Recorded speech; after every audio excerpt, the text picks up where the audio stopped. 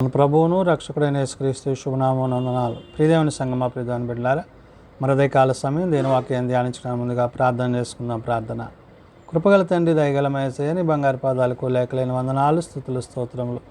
గతించిన రాత్రంతా నీ రేఖల చాటును కాచి కాపాడి సంరక్షించిన దేవా, మరొక కాల సమయం నీ సంధానంలో చేరి ప్రార్థించుండగా వాక్యమైనదుడు వాక్యం ద్వారా నాతో మాట్లాడి మీరే మహిమ ఘనత ప్రభావాలు పొందమని యేసునామమున అడుగుచున్నాము తండ్రి. ఆమేన్. ప్రియదేవుని సంగమా, ప్రియదేవుని బిడ్డలారా, నేడుదనకు ఏర్పాటు చేయన దేవుని వాక్య భాగము అపోస్తలుడైన పౌలు కొరింథీయులకు రాసిన 2వ పత్రిక 9వ అధ్యాయము 10 నుండి 15 వచనములు ఈ విధంగా రాయబడినవి. అపోస్తలుడైన పౌలు కొరింథీయులకు రాసిన 2వ పత్రిక 9వ అధ్యాయము 10 నుండి 15 వచనములు ఈ విధంగా రాయబడినవి.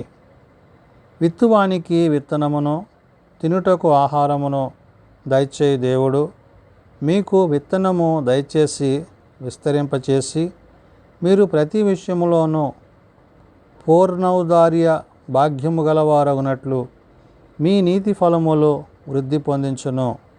ప్రియదేవుని సంగమా, ప్రియదేవుని బిడ్డలారా, దేవుడు తన ప్రజలను తన యందు ఉత్సాహముగా ఇచ్చువారిని దేవుడు ఏ విధంగా ఆశీర్వదించువాడై ఉన్నాడో, ఆయన ప్రేమ ఎటువంటి రీతిగా ఆయన బిడ్డల మీద కుమ్మరింపచేయవాడై ఉన్నాడో పౌలు గుర్తు చేయుచున్నాడు. అంటే ఉత్సాహముగా ఇచ్చువారు దేవునికి, ఆయన ప్రేమకు తగినవారు. అంటే వారు కలిగి ఉన్నది ఏదియో దాచుకొనక ధారాళముగా, మరి ఏ విధంగా అయితే మాసిదోనియా సంఘము ప్రభు పరిచర్లో వారి యొక్క స్థితిగతులు ఏమైనప్పటికీ దేవునికి ఇచ్చే విషయంలో వారి దాతృత్వం ఉన్నతమైనదో, ఆ విధంగా ఇక్కడ ఉత్సాహముగా ఇచ్చు వారిని గూర్చి, దేవుని యొక్క ప్రేమను గూర్చి పౌలు ఈ కొరింథీ సంఘానికి పత్రిక రాస్తా అంటున్నాడు. విత్తువానికి విత్తనమును, తినుటకు ఆహారము దయచేయి దేవుడు మీకు విత్తనము దయచేసి విస్తరింపజేసి అంటున్నాడు. అంటే తినడానికి ఆహారాన్ని, విత్తడానికి విత్తనాన్ని సమృద్ధిగా దేవుడు ఆయన బిడలకు ఆయన అనుగ్రహించువాడై ఉన్నాడు. కాబట్టి మీరు ప్రతి విషయములో పూర్ణౌదార్యము భాగ్యము గలవారగునట్లు అని, అంటే పూర్ణముగా సంపూర్తిగా దేవుని యొక్క ఆజ్ఞకు లోబడి ఆయన ఉద్దేశాలను నెరవేరుస్తూ ఆయన చిత్తాన్ని జరిగిస్తున్నారు. కాబట్టి ఆయన యొక్క పరిపూర్ణత, ఆయన ప్రేమతో కూడిన ఆ యొక్క సమస్తాన్ని మీకు అనుగ్రహించువాడై ఉన్నాడు.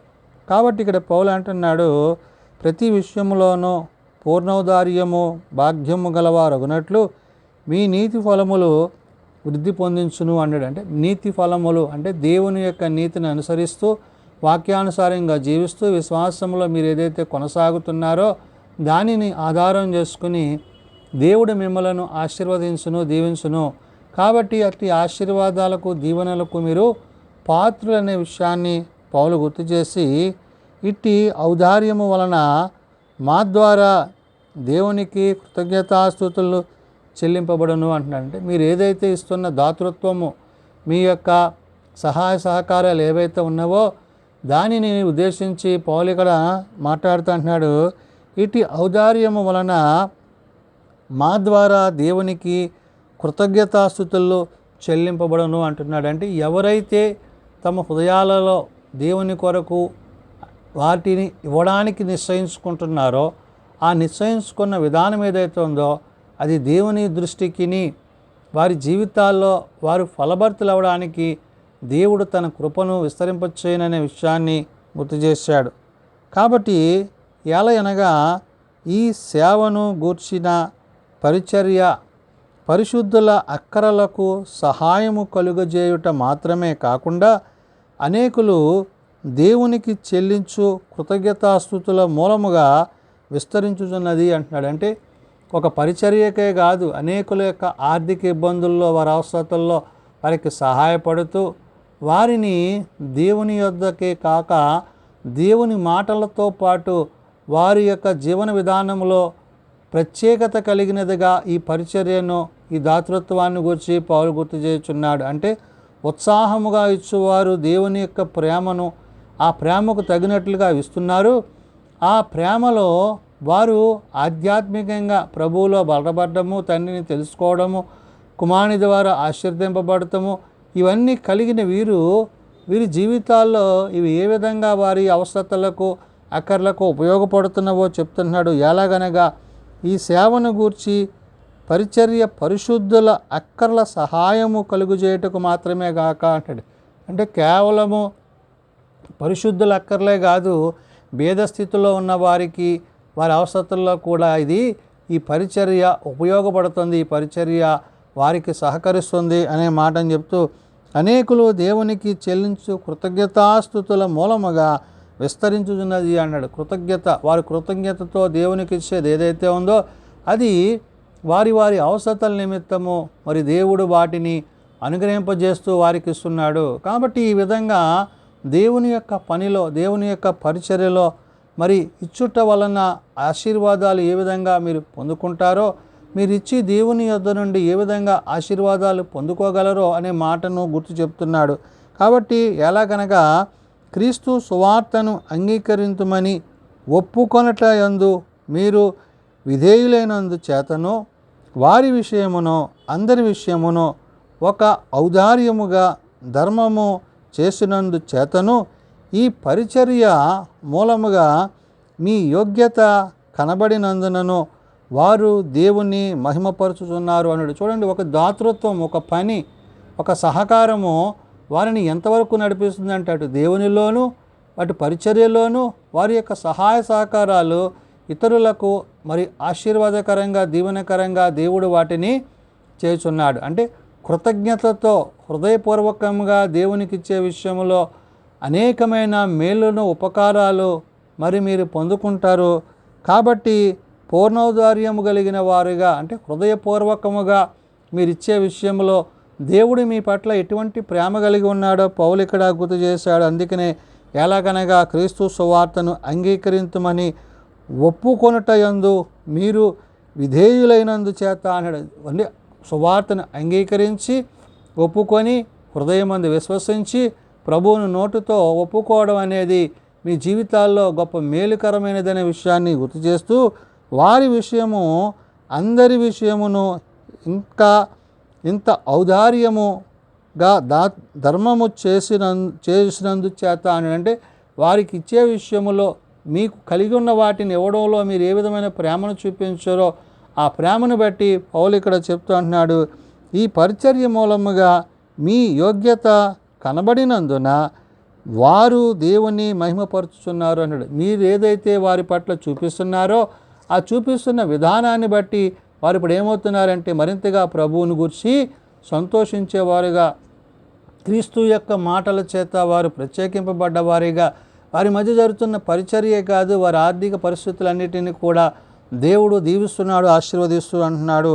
కాబట్టి మరియు మీ ఎడల దేవుడు కనుపరిచిన అత్యధికమైన కృపను చూచి వారు మీ నిమిత్తము ప్రార్థన చేయుచు మిమ్మును చూడవలనని ఎక్కువ కోరిక గలవారై ఉన్నారు అంటున్నాడంట. అంటే మీరు ఏ సహాయ సహకారాలు ఇస్తున్నారో దాన్ని బట్టి పొందుకుంటున్న వారు మీ యొక్క ఆర్థిక సహాయాన్ని వారు పొందడమే కాదు, మిమ్మల్ని చూడాలని, మీతో సంతోషించాలని వారు తమ ఆనందాన్ని దేవుని యందు మరి పౌలు పత్రిక ద్వారా వ్యక్తపరుస్తున్నారు. అంటే ఇటు ప్రేమ కలిగిన వారిగా, ఇట్టి ప్రేమ ఔదార్యం కలిగిన వారిగా, హృదయమందును ప్రవర్తన యందును దేవుని చిత్తాన్ని జరిగించేవారిగా వారు ఉన్నారు. కాబట్టి మరియు మీడల దేవుడు కనపరిచిన అత్యధికమైన కృపను చూచి అన్నాడంటే, అంటే మీరు దేవుని చేత ఏ విధంగా కృపచేత రక్షింపబడి ఆశీర్వదింపబడి దీవింపబడి దేవుని యొక్క చిత్తాన్ని జరిగిస్తున్నారో దాన్ని పౌలు ఉద్దేశిస్తూ